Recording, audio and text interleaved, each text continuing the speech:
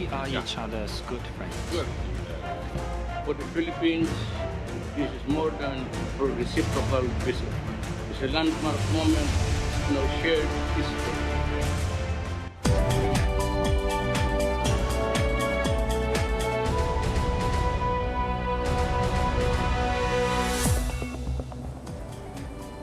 A two-day state visit of Chinese President Xi Jinping. More than 2 dozens have signed agreements, including a memorandum of understanding on oil and gas development, humanitarian aid, and infrastructure. All these as the Duterte administration highlights a renewed relationship with a regional power amid a maritime dispute on the South China Sea. Is China a friend or foe? This is On the Record. I'm Ruth Cabal. Our guests for tonight, Filipino-Chinese Chamber of Commerce and Industry President Francis Chua, China and International Studies expert Romel Banlawi, and Chinese Studies Professor from Ateneo de Manila University, Lucio Pitlo. Good evening, gentlemen. Good evening. Okay, first up, can you just give us an assessment of this historic visit of a Chinese president, first time in 13 years? And like what we said on the title, is China a friend or a foe?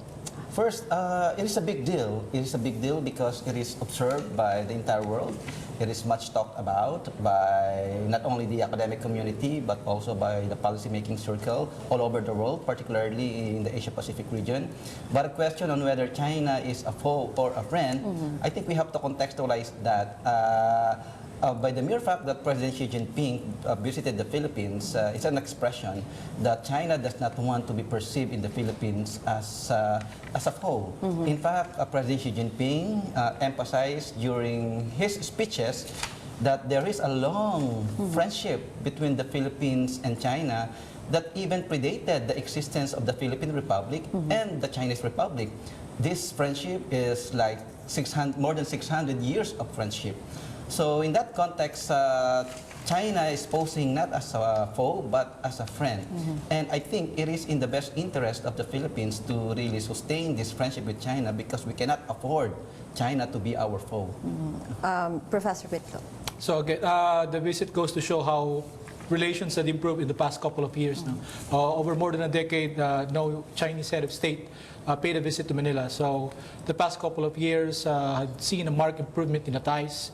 Now, as to whether China is a friend or a foe, I'd rather look at China as either a threat or an opportunity. So in terms of maritime issues, we had sovereign rights competition with China. We have competition over access to resources in the West Philippine Sea. So from that angle, we could see China as a threat. But at the same time, in terms of economics, in terms of investment trade, China presents itself as a big trade partner of the Philippines. And so that is the opportunity side. And we have to keep these two things in mind in the way we deal with China. And Mr. Xi even invited President Duterte to visit China again. So Mr. Chua, how do you assess the visit? Well, to assess, we have to put it this way. There's so much love before that the promise of China is only verbal promise. Nothing is on the table. And with his arrival, you have seen all those signed documents. It becomes a reality. On the question of whether China is a friend or enemy or whatever, just look. Never in the history, as a professor say, there's any war or fighting between China and the Philippines.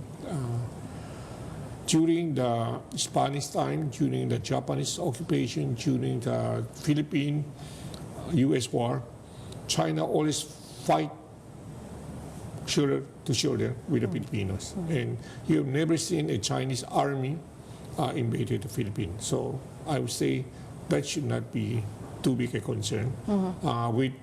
With Mr. Xi Jinping's invitation of president, of course, it's just to seal the relationship. But let's also mention that there were protests at the same time, and yung may survey na talagang mataas ang distrust daw ng Filipinos sa China. All this during the visit. Yeah. In fact, those protests are welcome because we need to express our sentiments about issues that we face with China, particularly on sensitive issues of territorial disputes, and that only shows that despite our long friendship with China that dates back centuries ago, still our understanding, even our own people's understanding of China is very, very low because many of these negative things about China was motivated by these differences over territorial disputes in the South China Sea. And we need to overcome that. We need to overcome that kind of sentiments because China is a big country in the region. And if we continue viewing China that way, it will be against our national interest to continue viewing China that way. So we also need to educate our own people that when it comes to territorial disputes in the South China Sea, there are ways to peacefully manage it. And the Philippine government is not surrendering our territorial claim to the South China Sea, but at the same time, we want to maintain friendly ties with China because it is in our best interest to do so. We will talk more about that, sir. But kasi we also talked to CNN's Matt Rivers, who covered President Duterte's visit to Beijing in October 2016. We asked him about how Manila and Beijing's relations have changed rapidly and how China really looks at the Philippines. Here's what he had to say. So I think what China sees in the Philippines, and especially under the leadership of President Duterte, is an opportunity more than anything else. For decades and decades and decades, as you know, the Philippines have been one of, if not the closest regional ally to the United States. There's, of course, that defense treaty partnership between the two countries. General polling has shown that Filipinos like the United States, and so there was never really an opening for China there. But over the last 15 years or so, and increasingly under President Xi over the last 5 years, I think you really have seen China try and flex its muscles in the region, not the least of which has been those expansionary measures, the island building in the South China Sea and those territorial gains for China, if you want to call it that, and whatnot. But if you're really going to make the South China Sea your backyard, like China wants to, you need at least a couple willing partners, right? And for a while, the Philippines were definitely not going to be that partner. But then comes President Duterte, and I think it's fair to say we have seen a sea change in the way this administration treats and views China as compared to the previous administration. The last administration won a ruling over China in international court about the South China Sea. This administration has basically said, what's the point of fighting China when they've already won? They already own the sea. And so that is why China sees an opportunity here. There is a pliable administration in the Philippines that is more than happy, I think, to accept overtures of joint development and infrastructure and the like in exchange for essentially endorsing Beijing, turning the South China Sea into its own pond, much like the U.S. once did in the Caribbean. China, I think, looks at the Philippines and says, wow, has our luck changed in terms of who's leading things there? And they want to take advantage of that. Now, one of the 29 signed agreements between China and the Philippines was on oil and gas exploration. Matt also tells us Beijing should see this memorandum of understanding as a victory. You know, I think they have to see that as one of their biggest victories, if not the biggest. You know, when we talk about what China is doing in the South China Sea, generally we talk about China's military objectives, and that's because they are substantial and strategically important. When China is building runways and missile defense systems in the Spratly Islands near the Philippines, that of course matters. We should be talking about it. But what sometimes gets lost in the shuffle, I think, and could be seen as just important in Beijing's eyes, is the economic opportunity that comes along with claiming territory and forcing the hand of countries like the Philippines to play along. And oil is a prime example of that. The South China Sea is thought to have vast amounts of untapped oil reserves, as you know, which every country wants access to. China recently became the world's largest importer of oil, so of course it would like to have control over as much so-called domestic supply as possible. Not having to fight with the Philippines over exploring for that oil, the exploration rights in that area, is something that Beijing would be very happy about because it's one less time that they have to look like the bad guy on the world stage. Again, that was CNN's Matt Rivers. On the Record, we'll be back after a short break.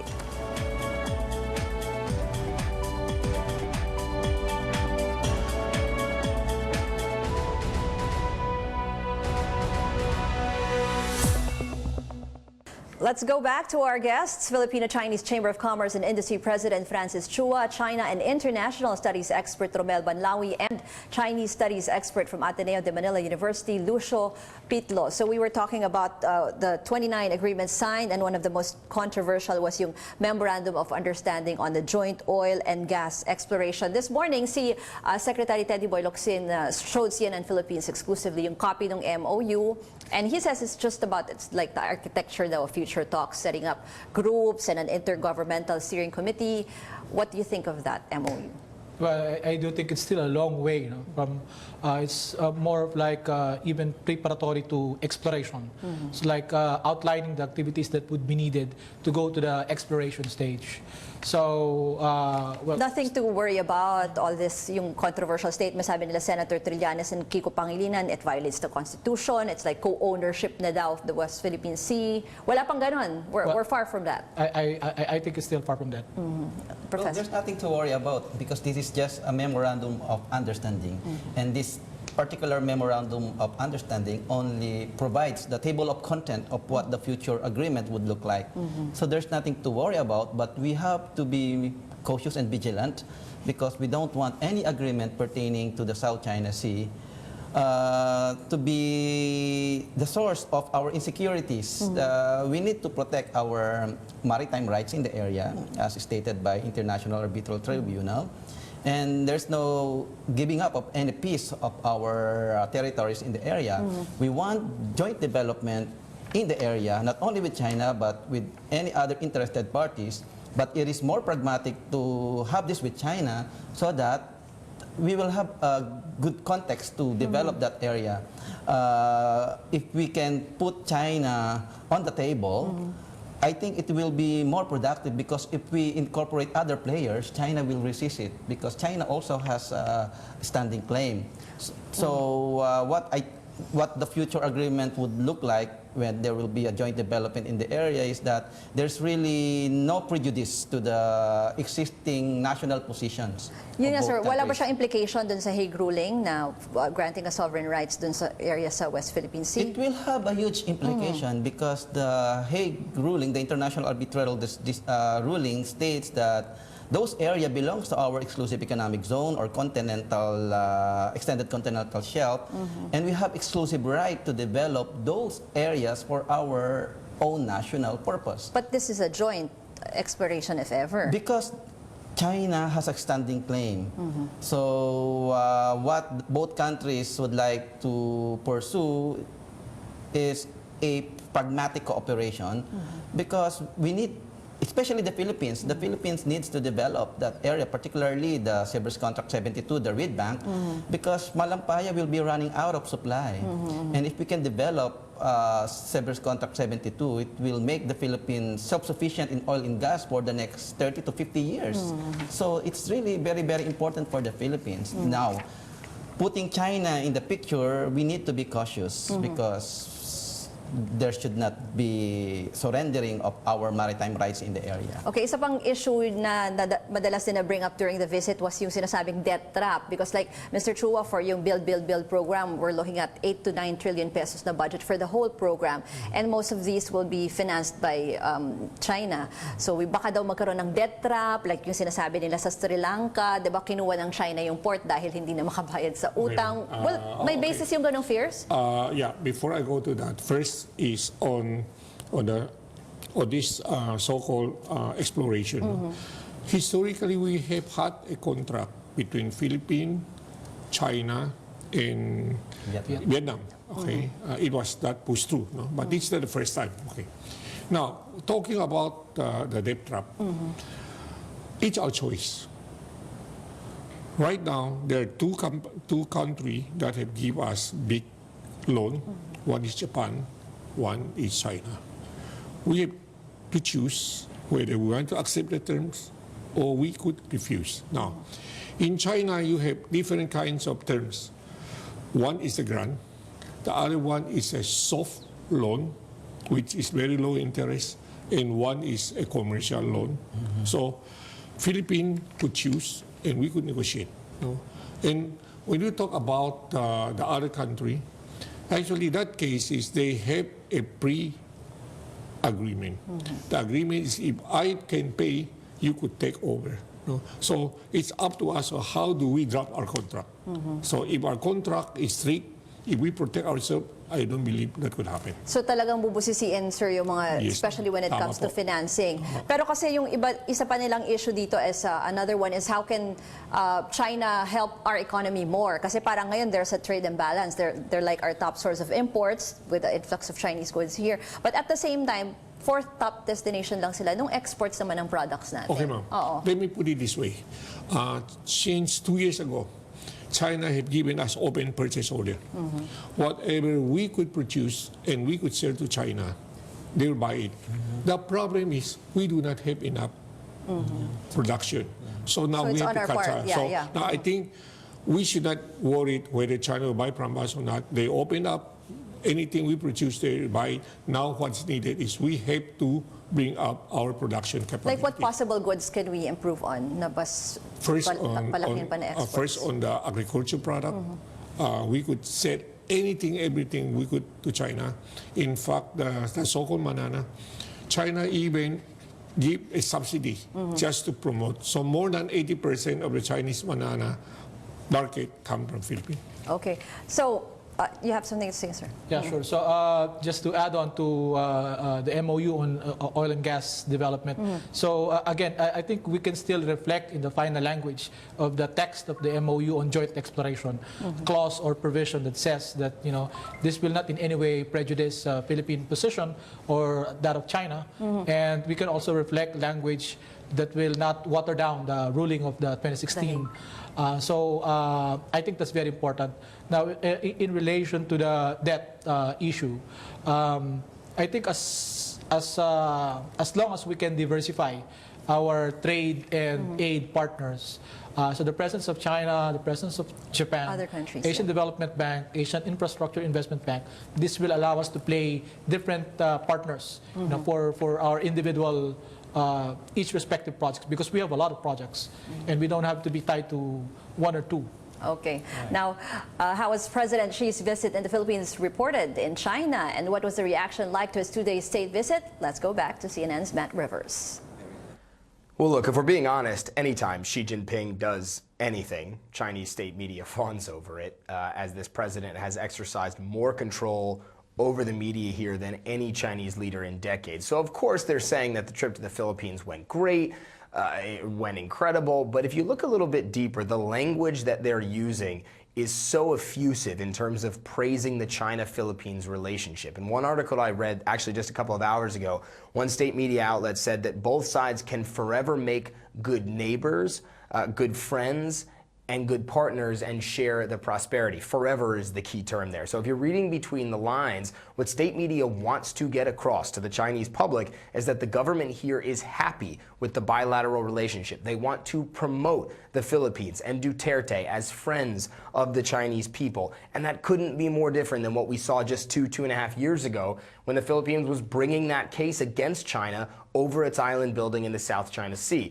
The Philippines was definitely not, I think it's safe to say, a friend of the Chinese people at that point. So I guess what a difference 2.5 years can make if you're reading Chinese state media.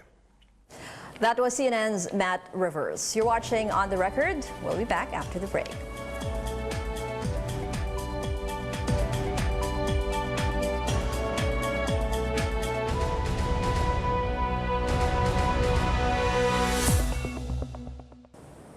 Welcome back. So, sirs, for your final words, how do you see Philippine-Chinese relations moving forward? Mr. Chua.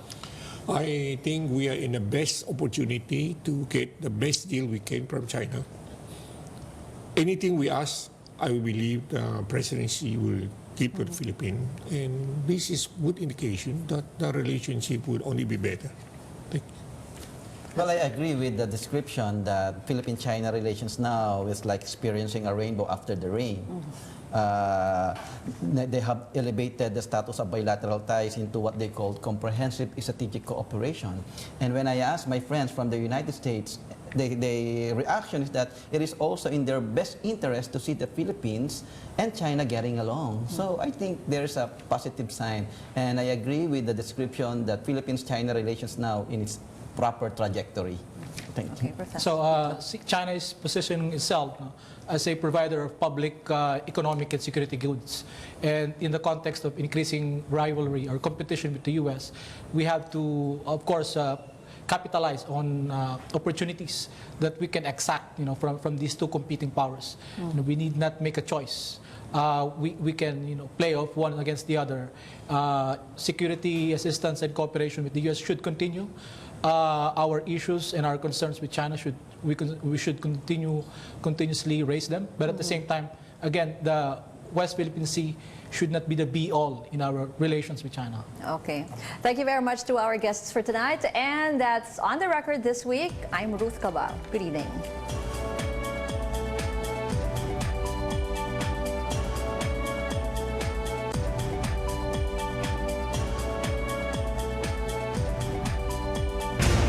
We are each other's good friends. Sure.